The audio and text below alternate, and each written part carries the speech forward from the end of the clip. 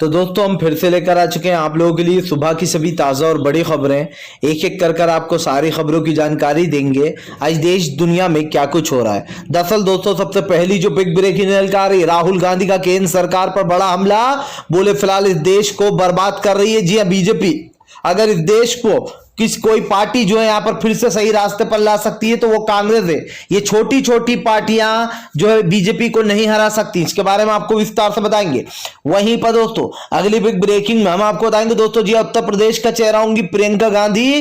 प्रियंका गांधी ने दोस्तों खेल दिया मास्टर स्ट्रोक, बीजेपी को लगा करारा झटका, इसके बारे में आपको विस्तार से बताएंगे। वहीं पर दोस्तों अमर उजाला ज्योति को बुझाने से दोस्तों आपको बता दे भड़के राहुल गांधी। बोले फिलहाल इस देश को धीरे धीरे कर खोखला कर रही है बीजेपी, इसके बारे में आपको विस्तार से बताएंगे। वहीं पर दोस्तों अगली बिग ब्रेकिंग में हम आपको बताएंगे दोस्तों, रविश कुमार का योगी आदित्यनाथ के ऊपर बड़ा हमला। बोले फिलहाल अगर योगी जी मुद्दों पर बात करें और महंगाई और युवाओं की नौकरी पर बात करें तो शायद वोट मिल भी जाते, इसके बारे में आपको विस्तार से बताएंगे। वहीं पर दोस्तों पूनम पंडित ने बोला बीजेपी पर बड़ा हमला। बोले प्रियंका जी के, जी हां, प्रियंका जी के विश्वास पर खरे उतरेंगे, इसके बारे में आपको विस्तार से बताएंगे। वहीं पर दोस्तों अगली बिग ब्रेकिंग में हम आपको बताएंगे प्रियंका गांधी का केंद्र सरकार के ऊपर बड़ा हमला। बोले महंगाई लगातार बढ़ती चली जा रही है, देश के हालात बद से बदतर हैं। जी हां, अगर कोई देश को फिर से एक बार सही राह पर ले जा सकता है तो वो कांग्रेस ही है, इसके बारे में आपको विस्तार से बताएंगे। वहीं पर दोस्तों लखीमपुर खीरी पहुंचे और आखिर टिकट। बोले फिलहाल सबके बक्कल उतरेंगे। जी हां, जो किसानों के साथ नहीं है उन सबका हिसाब लिया जाएगा, इसके बारे में भी आपको विस्तार से बताएंगे। वहीं पर दोस्तों चंद्रशेखर रावण बोले अगर योगी आदित्यनाथ अपने आप को बड़ा समझ रहे हैं और मुझे एक सड़क छाप नेता समझ रहे हैं तो वो समझ लें, लेकिन वो याद रखें कि इंदिरा गांधी को भी किसी ने हरा दिया था। जी हां, यानी कि दोस्तों चंद्रशेखर का साफ कहना है कि वो गोरखपुर से योगी को मात देंगे, इसके बारे में आपको विस्तार से बताएंगे। वहीं पर दोस्तों अगली बिग ब्रेकिंग में हम आपको बताएंगे दोस्तों, जी आचार्य प्रमोद बोले अगर ओवैसी माफी मांग ले तो कांग्रेस ओवैसी को भी साथ ले लेगी। दरअसल तौकीर रजा वाले बयान पर अब आचार्य प्रमोद ने मुंह तोड़ जवाब दिया लोगों को, इसके बारे में आपको विस्तार से बताएंगे। वहीं पर दोस्तों अगली बिग ब्रेकिंग में हम आपको बताएंगे दोस्तों, जी बीजेपी पर बड़ा झटका। अखिलेश बोले फिलहाल जब उत्तर प्रदेश में हमारी 400 सीटें आएंगी तब बीजेपी देखती रह जाएगी। जी सरकार तो हमारी ही बनेगी, इसके बारे में आपको विस्तार से बताएंगे। वहीं पर दोस्तों चन्नी का केजरीवाल के ऊपर बड़ा हमला। बोले फिलहाल केजरीवाल सिर्फ और सिर्फ एक चोर इंसान है, वो दिल्ली के लोगों का पैसा उड़ा रहा है। जी हाँ, इसके बारे में भी आपको विस्तार से बताएंगे। वहीं पर दोस्तों अगली बिग ब्रेकिंग में हम आपको बताएंगे दोस्तों, जी हाँ, दरअसल आपको बता दोस्तों अब एक स्वामी प्रसाद मौर्य के फिर से एक बार बागेश्वर। बोले फिलहाल बीजेपी जब सत्ता से बाहर जाएगी तब इनको पता चलेगा कि 15 साल का वनवास फिर से लौटा है, इसके बारे में भी आपको विस्तार से बताएंगे। तो सारी खबरें दोस्तों फटाफट अंदाज में देंगे, एक एक कर देंगे। फिलहाल सर चलिए बढ़ते हैं सबसे पहली और सबसे बड़ी खबर की ओर। दरअसल दोस्तों आपको बता दें राहुल गांधी का केंद्र सरकार पर बड़ा हमला। बोले फिलहाल धीरे धीरे कर देश को बर्बाद कर रही बीजेपी। जी हाँ, ये छोटी मोटी पार्टियां नहीं जीत सकती। जी हाँ, नहीं हरा सकती बीजेपी को। अगर बीजेपी को कोई हरा सकता है तो वो कांग्रेस ही है, और इस देश को कोई संभाल सकता है तो वो कांग्रेस है। दरअसल दोस्तों राहुल गांधी का कहना है कि आप लोग छोटी छोटी पार्टियों को वोट बिल्कुल भी ना दें, क्योंकि वोट सिर्फ वेस्ट होना है। दोस्तों राहुल गांधी की बात भले ही कड़वी जरूर है लेकिन सच्ची है। अगर आप किसी भी छोटी पार्टी को वोट दोगे दोस्तों तो आप समझ सकते हैं फायदा बीजेपी का ही होना है, क्योंकि सत्ता में दोस्तों फिर बीजेपी को सिर्फ एक ही पार्टी हरा सकती है इस वक्त उत्तर प्रदेश में। और अगर बात की जाए जाहिर सी बात है लोकसभा की, तो लोकसभा में तो दोस्तों कांग्रेस ही एक ऐसी पार्टी है जो बीजेपी को मात दे सकती है, क्योंकि सबसे ज्यादा एमपीस कांग्रेस के पास ही है जो बीजेपी को टक्कर दे सकती है। लेकिन दोस्तों विधानसभा चुनाव में तो फिर भी उत्तर प्रदेश में अखिलेश यादव कहेंगे, लेकिन यहां पर राहुल गांधी ने कहा कि आप छोटी छोटी पार्टियों को बिल्कुल ना चुने, क्योंकि अगर बीजेपी को कोई हरा सकता है तो वो सिर्फ कांग्रेस ही है। बड़ी पार्टियां ही हरा सकती है, छोटी छोटी पार्टियां बीजेपी को नहीं हरा सकती। तो क्या दोस्तों राहुल गांधी का इशारा कहीं ना कहीं कांग्रेस के साथ साथ अखिलेश की तरफ भी था? कि अखिलेश को भी समर्थन दे दिया जाए, क्योंकि उनकी भी बड़ी पार्टी है। इधर दूसरी तरफ दोस्तों हम आपको बता दें, अखिलेश जो है वो लगातार छोटी पार्टियों के साथ गठबंधन करके बैठे हुए हैं। जाहिर सी बात है अखिलेश ने सब लोगों को साथ लिया है, लेकिन राहुल गांधी ने दोस्तों पते की बात कर दी है। राहुल गांधी ने कहा कि छोटी पार्टियां देश को नहीं संभाल सकती, वो असमर्थ रहेंगी, और बीजेपी देश को संभालने लायक है नहीं। राहुल ने कहा कि बीजेपी नफरत फैला रही है, इनका हिंदुत्ववादी झंडा जो है दोस्तों वो ऊपर रहता है, लेकिन देश में बदलाव होगा, और देश में बदलाव तब होगा जब आप लोग अपना वोट सही जगह देंगे। फिलहाल खैर चलिए हम बढ़ते हैं दोस्तों अगली एक ब्रेकिंग की तरफ। बता दोस्तों अगली जो बड़ी खबर निकल कर आ रही है दोस्तों, चंद्रशेखर रावण का बड़ा ऐलान, बोले लड़ूंगा योगी के खिलाफ और जीतूंगा भी। जी दरअसल दोस्तों योगी आदित्यनाथ के खिलाफ चंद्रशेखर रावण ने अब बड़ा बयान दे दिया है। चंद्रशेखर रावण का कहना है कि फिलहाल वो योगी आदित्यनाथ के खिलाफ लड़ेंगे भी और जीतेंगे भी। दरअसल चंद्रशेखर रावण ने दोस्तों ये बयान तब दिया है जब जो यहाँ पर सियासत एक तरीके से गर्म हो गई है। जाहिर सी बात है दोस्तों उत्तर प्रदेश में लगातार भारतीय जनता पार्टी को बड़ा झटका लग रहा है, और यही कारण दोस्तों जो अब चंद्रशेखर रावण ने अपना बयान दे दिया है। उनका कहना है कि फिलहाल वो किसी भी हाल में सत्ता पर काबिज पाएंगे। इधर ही आपको बता दें चंद्रशेखर रावण ने कहा कि लगता है आप लोग भूल गए कि एक बार प्रियंका गांधी की जो दादी थी दोस्तों उनको भी एक आम इंसान ने हरा दिया था। सोचिए तो फिर क्या मैं योगी आदित्यनाथ को नहीं हरा सकता हूं? चंद्रशेखर रावण ने कहा कि फिलहाल भले ही जो यहाँ पर गोरखपुर से चुनाव लड़ना है योगी आदित्यनाथ, लेकिन गोरखपुर भी उत्तर प्रदेश में ही आता है, तो मैं उत्तर प्रदेश से ही लड़ूंगा। जाहिर सी बात है मैं ये नहीं सोचता कि मैं जीतूंगा या हारूंगा, मैं मुकाबला करूंगा। मैं सिर्फ उतरा हूं मुकाबला करने के लिए। मुझे पता है कि मैं जब तक योगी को नहीं हराऊंगा तब तक उत्तर प्रदेश का माहौल ठीक नहीं होगा।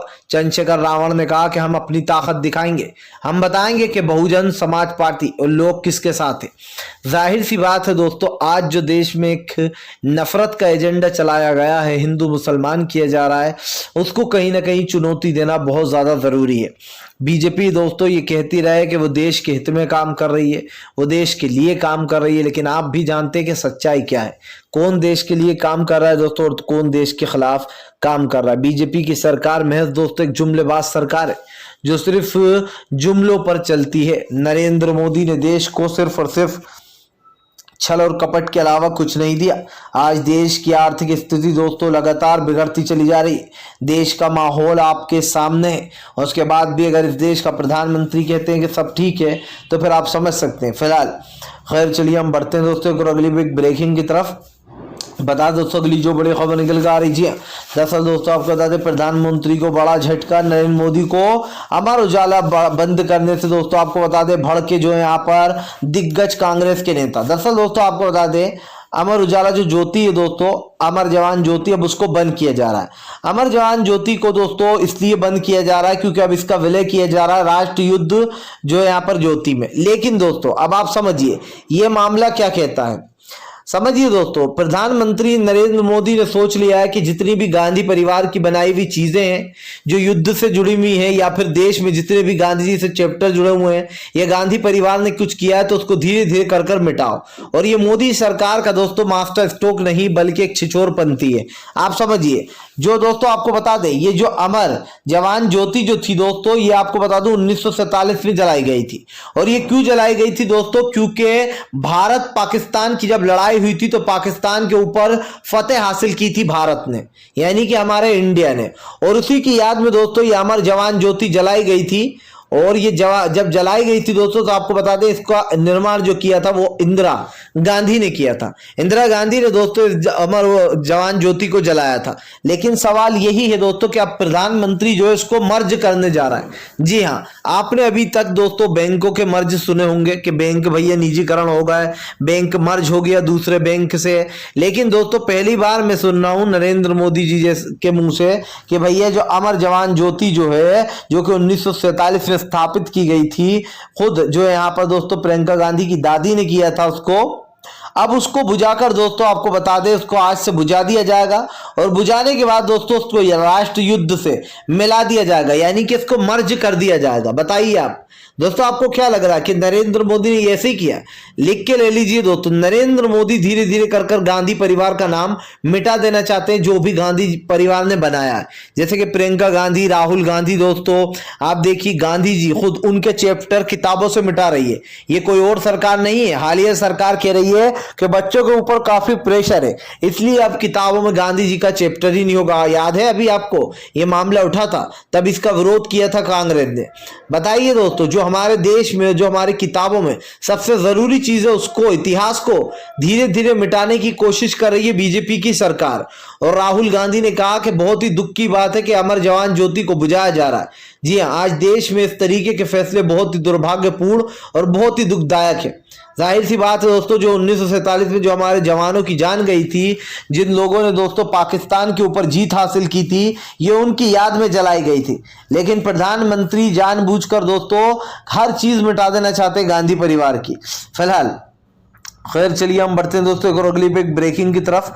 बता दोस्तों अगली जो बड़ी खबर निकल कर आ रही, रवीश कुमार का योगी आदित्यनाथ के ऊपर बड़ा हमला। बोले फिलहाल अगर मुद्दों पर बात करते तो शायद वोट मिल भी जाता। जी हाँ, दरअसल दोस्तों रवीश कुमार सर का कहना है कि फिलहाल योगी आदित्यनाथ मुद्दों पर बात नहीं करते, ना वो देश में बढ़ती बेरोजगारी को लेकर बात करना है, ना बढ़ती महंगाई को लेकर बात करना है। अगर इन मुद्दों पर बात होती तो शायद लोग वोट देने के बारे में सोच भी लेते। लेकिन बात होती है दोस्तों मंदिर और मस्जिद पर, बात होती है दोस्तों हिंदू और मुसलमान पर। जी आप समझिए, बात होती है जय श्री राम के नारे पर और अल्लाह अकबर पर। यानी कि दोस्तों इस सरकार ने महज हिंदू मुसलमान के अलावा और कुछ भी नहीं छोड़ा है। आप देखिए दोस्तों, खुद अयोध्या के जो साधु संत है वो योगी आदित्यनाथ के खिलाफ है। वो खुद कह रहा है कि अच्छा हुआ योगी जो है वापस मठ लौट गए, वहीं से गोरखपुर से चुनाव लड़ना है, अगर यहां आते तो बुरी तरीके से हार जाते। अब आप समझिए, ये किसी ऐसे लोग ने नहीं किया है दोस्तों कि कोई आम इंसान, खुद साधु संतों ने कहा है। और साधु संत दोस्तों आप समझिए, वो भी तो हमारे साधु संत भी तो हिंदू भाई हैं दोस्तों, लेकिन उनमें कितनी इंसानियत है कि वो कह रहा है कि बीजेपी सिर्फ हिंदू मुसलमान करती रहती है, अगर उसे बताना ही है तो काम के मुद्दों पर बात करें। जी हाँ, अपनी राजनीति ना चमकाए, हिंदू मुसलमान ना करे। जाहिर सी बात है दोस्तों, इस देश के जो साधु संत है उनको भी बुरा लग रहा है कि आज जिस तरीके से मुसलमानों को मारा पीटा जा रहा है दोस्तों, जगह जगह हत्या की जा रही है। आप देखिए अभी कर्नाटक में दोस्तों एक मुस्लिम लड़के को बजरंग दल के लोगों ने मार दिया। मारना तो दोनों का ही था, एक बच गया बेचारा पिट पिट कर, लेकिन एक की जान चली गई, उसको चाकू लग गया। तो दोस्तों इस तरीके का माहौल कोई और नहीं बल्कि बीजेपी ही बना रही है। और इसीलिए रवीश कुमार सर ने कहा कि अगर मुद्दों पर बात होती, अगर जो महंगाई पर बात होती, बेरोजगारी पर बात होती, जो दोस्तों आप देखिए स्टूडेंट परेशान हो रहे हैं उन पर बात होती तो शायद इनको वोट मिल भी जाता। लेकिन आज देश में सांप्रदायिकता, नफरत और जहर फैलाया जा रहा है, और ये जहर घोल रही है दोस्तों 2014 के बाद से बीजेपी। दोस्तों अगर आप लोगों ने बीजेपी को हराया नहीं तो ये समझ लीजिएगा कि देश में एक नफरती एजेंडा चलता रहेगा और देश धीरे धीरे कर बर्बादी की ओर बढ़ता रहेगा, क्योंकि बीजेपी तो पूरा इंतजाम कर बैठी है कि वो देश को नफरत की आग में झोंक देगी ताकि कभी भी ये सत्ता से बाहर ना हो पाए और एक हिंदू मुसलमान का एक एजेंडा सेट कर दे। अब आप समझिए, जो लोग बड़ी बड़ी बातें करते हैं आज उनको बड़ा झटका लगा होगा, क्योंकि देश में आज जो हो रहा है वो सच में बहुत ही दुर्भाग्यपूर्ण। हम इसको बढ़ावा नहीं दे सकते। हम इस चीज को दोस्तों अगर बढ़ावा देंगे तो आप समझिए हम सबसे बड़े इसमें पापी होंगे। फिलहाल खैर चलिए हम बढ़ते हैं दोस्तों एक और अगली बिग ब्रेकिंग की तरफ। बता दोस्तों अगली जो बड़े खबर निकल कर आ रही, राकेट टिकट पोड़े दोस्तों लखीमपुर खीरी पहुंचते से ही राकेट टिकट ने खोला बीजेपी के खिलाफ मोर्चा। दरअसल दोस्तों किसान नेता राकेट टिकट का कहना है कि बीजेपी एक वादा खिलाफी पार्टी है जो वादे करके भूल जाती है। इस पार्टी ने हमसे काफी वादे किए थे, हमने प्रधानमंत्री की बात सुनी, वहां से आंदोलन खत्म कर दिया, लेकिन लगता है इस सरकार को वापस से आंदोलन शुरू करवाना है। राकेट टिकैत ने कहा कि अब ऐसा आंदोलन शुरू होगा जिसके बाद बंद कोई नहीं करा पाएगा। किसान नेता राकेट टिकैत दोस्तों लखीमपुर खीरी पहुंचने के बाद जमकर भाजपा पर गरजे। उनका कहना है कि ना ही गन्ने का पैसा मिल रहा है, ना ही किसान को उसका हक मिल रहा है, ना उसका सही से दाम मिल रहा है। किसान नेता राकेट टिकैत ने कहा कि अब बीजेपी के बुरे दिन शुरू होने वाले। जी, क्योंकि एक बार किसान फिर से बैठ गया तो वो उठेगा नहीं, और जब उठेगा नहीं दोस्तों तो आप समझ सकते हैं कि फिलहाल किसान अपनी बातों पर अपने दम पर लड़ता है। जाहिर सी बात है दोस्तों, राकेट टिकैत ने सरकार को निशाना बनाते हुए कहा है कि फिलहाल बीजेपी लगातार देश में एक नफरत फैला रही है। और ये नफरती माहौल दोस्तों क्या कहता है? ये नफरती माहौल कहता है कि भारतीय जनता पार्टी दोस्तों धीरे धीरे कर आज एक नफरती एजेंडे पर है, और ये नफरती एजेंडा दोस्तों लगातार बढ़ रहा है। आप देखिए कि देश में लगातार जिस तरीके की चीजें चलाई जा रही हैं उनसे कहीं ना कहीं देश की जनता परेशान हो चुकी है। कई बार ये कहा गया है कि भैया हम तो देश के हित में काम करते हैं, हम तो जो लोकतंत्र को जिंदा रखना चाहते हैं। ऐसे कौन रखता है लोकतंत्र को जिंदा दोस्तों? आपने आज तक नहीं देखा होगा। तो कहीं ना कहीं किसानों ने साफ कर दिया है कि फिलहाल उत्तर प्रदेश में भारतीय जनता पार्टी का सू पड़ा साफ होगा, क्योंकि दोस्तों जहां जहां ये घुस रहा है वहां वहां फिर से इनकी कुटाइयां होना शुरू हो गई है। बीजेपी नेताओं को दौड़ा दौड़ा कर पीटा जा रहा है, इनको मारा जा रहा है, भगाया जा रहा है। जाहिर सी बात है कि इस वक्त देश में एक गुस्से का माहौल बना रखा है, और ये माहौल इसीलिए है दोस्तों कि बीजेपी लगातार देश में सांप्रदायिकता और नफरत फैलाने का काम कर रही है। तो कहीं ना कहीं दोस्तों भारतीय जनता पार्टी अपने ही खेल में फंस चुकी है फिलहाल। खैर चलिए हम बढ़ते हैं दोस्तों एक और अगली ब्रेकिंग की तरफ। बता दोस्तों अगली जो बड़ी खबर निकल कर आ रही, पूनम पंडित कुटी चुनाव के प्रचार में बोली प्रियंका जी ने मेरे ऊपर विश्वास किया। जी हाँ, उनके विश्वास पर खरी उतरूंगी। दरअसल दोस्तों पूनम पंडित ये एक दोस्तों एक ऐसा नाम है जो कि किसान आंदोलन से काफी प्रचलित हुआ। पूनम पंडित को दोस्तों लोगों ने काफी सपोर्ट किया, किसान आंदोलन में इनको काफी प्यार मिला, और अब दोस्तों पूनम पंडित जो है वो चुनावी प्रचार में कूद गई है। जी हाँ, पूनम पंडित चुनाव लड़ रही है दोस्तों बुलंदशहर से, जिसके बाद पूनम पंडित ने बताया कि वो दरअसल डोरबेल बजा बजा कर घर जा जाकर जो है यहाँ पर प्रचार कर रही हैं, लोगों के घर जा जाकर। जाहिर सी बात है दोस्तों अभी प्रचार पर रोक लगी, 20 तारीख के 25 तारीख के बाद से जो यहाँ पर हो सकता है इसमें अनुमति मिल जाए। लेकिन दोस्तों अब ये है कि फिलहाल अब क्या फिर से एक बार प्रचार शुरू होगा, या फिर दोस्तों ये प्रचार यहीं पर रुक जाएगा? क्योंकि आप समझिए दोस्तों इस वक्त प्रचार की जो स्थिति है वो यही कहती है कि फिलहाल सभी पार्टियां करने के लिए रुकी हुई है। जैसे ही प्रचार शुरू हुआ हर कोई अपनी पार्टी का प्रचार करने में लग जाएगा फिलहाल। खैर चलिए हम बढ़ते हैं दोस्तों एक अगली बिग ब्रेकिंग की तरफ। बता दोस्तों अगली जो बड़ी खबर निकल कर आ रही, क्लब हाउस ऐप पर दोस्तों बड़ी कार्रवाई, हरियाणा से 3 लोग हो गए गिरफ्तार। दरअसल दोस्तों आपको बता दें सुल्ली और बुल्ली बाई ऐप के बाद दोस्तों अब आपको बता दें क्लब हाउस ऐप जो है उसके ऊपर भी जो है यहाँ पर एक तरीके से अब छापा पड़ गया है, और 3 लोगों को दोस्तों हरियाणा से 3 लोगों को गिरफ्तार किया गया है। दरअसल दोस्तों आपको बता दूं क्लब हाउस ऐप में मुस्लिम महिलाओं को लेकर अभद्र टिप्पणी की जाती थी, यानी कि इस ऐप पर बात की जाती थी और बताया जाता था कि एक मुस्लिम महिला से शादी करने का संबंध बनाने का मतलब है, शादी करने का मतलब है एक मस्जिद को ढा देना, यानी कि शहीद कर देना। जी हाँ, यानी कि दोस्तों अब आप समझिए किस तरीके की नफरत फैलाई जा रही है। आपको बताता चलूं दोस्तों यहाँ पर एक एजेंडा सेट किया जा रहा है। इस एजेंडा को सेट करने के साथ साथ दोस्तों बीजेपी ने इस एजेंडा को पूरी तरीके से सेट किया हुआ है। यह तो जाहिर सी बात है कि देश में जो नफरत फैल रही है दोस्तों उसको लेकर कहीं ना कहीं बीजेपी पूरी तरीके से फेल हो चुकी है। भारतीय जनता पार्टी ने देश में दोस्तों नफरत फैलाई है। नफरत के नाम पर जो इस बीजेपी ने किया है वो आपके और हमारे सामने, और इस बात को दोस्तों झुटलाया भी नहीं जा सकता कि प्रधानमंत्री नरेंद्र मोदी ने जो देश की जनता को धोखा दिया है वो आज आपके और हमारे सामने है। आज देश में जिस तरीके का माहौल बन रहा है वो भी सामने। आप देखिए बुल्ली बाई ऐप आई, सुल्ली बाई ऐप आई, अब जो क्लब हाउस ऐप आ गई। इन लोगों को दोस्तों इतनी शेयर कौन दे रहा है? कौन है आखिर वो मास्टरमाइंड जो इस तरीके की ऐपों को बनवा रहा है और मुस्लिम समुदाय की महिलाओं को एक तरीके से टारगेट कर रहा है? जाहिर सी बात है सरकार की आंखों से ये सब कुछ दोस्तों छुपा हुआ नहीं है। इन जैसी चीजों को बढ़ावा देने का मतलब है कि आप देश में नफरत जहर की एक राजनीति कर रहे हो, उसको बढ़ावा दे रहे हो फिलहाल। खैर चलिए हम बढ़ते हैं दोस्तों एक और अगली बिग ब्रेकिंग की तरफ। बता दोस्तों अगली जो बड़ी खबर निकल कर आ रही है, दरअसल दोस्तों आपको बता दें मनोज झा का फूटा प्रधानमंत्री नरेंद्र मोदी के ऊपर गुस्सा, बोले फिलहाल देश में नफरत फैला रहा है योगी आदित्यनाथ। जी हाँ, दरअसल दोस्तों आपको बता दें 80 वर्सेस 20% के ऊपर मनोज झा, आरजेडी के मनोज झा जमकर बरसे। मनोज झा का कहना है कि फिलहाल योगी आदित्यनाथ देश में नफरत फैलाने का काम कर रहा है, वो लोगों को 20% 80% बताकर हिंदू मुसलमान कर रहा है। क्या ये देश में सांप्रदायिकता और दंगे फैलाने जैसा नहीं है? क्या देश के लोगों को बांटने की कोशिश नहीं की जा रही है? दरअसल दोस्तों आप समझ सकते हैं इन दिनों बीजेपी अजीब अजीब अतरंगी बयान दे रही है। कुछ कह रहा है कि भैया 20% वर्सेस जो है 80% है, तो कुछ कह रहा है 15% वर्सेस 85% है। हालांकि सपा ने ऐसा विवादित बयान नहीं दिया जैसा बीजेपी ने दिया है। बीजेपी ने तो दोस्तों मुसलमानों को अलग ही कर दिया।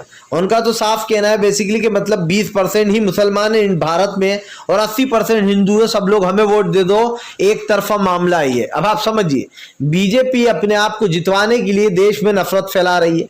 ये बीजेपी ये भूल गई दोस्तों कि इस हिंदू समाज में दलित समाज है दोस्तों, पिछड़ा समाज है, और दोस्तों ब्राह्मण समाज है, जैन समाज है, जो कि बीजेपी से किल पे हुए हैं। जी हाँ, और हिंदुत्व में बहुत सारे लोग आते हैं, लेकिन शायद बीजेपी को दोस्तों फिर से एक बार ज्ञान पढ़ना होगा और ज्ञान का पाठ इनको सिखाना होगा।